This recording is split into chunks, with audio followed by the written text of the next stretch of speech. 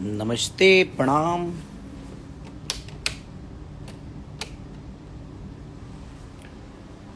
दिल से सबको थैंक यू। और एक विव का गाना बहुत प्यारा रिलीज हुआ है, आम आम लेला।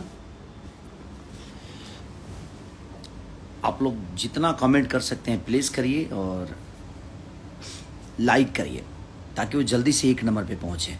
क्योंकि 2 नंबर पे है म्यूजिक में भी और 2 नंबर पे है जबकि 4 गाने आपके भोजपुरी के ट्रेंडिंग में हैं और 4 गाने आपके भाई के भोजपुरी के हैं।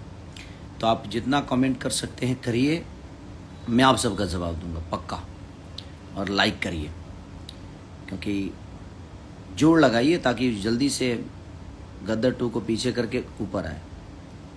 क्योंकि हम लोग कोशिश तो कर ही सकते हैं, क्या जाता है। और वेव कंपनी को भी दिल से थैंक यू।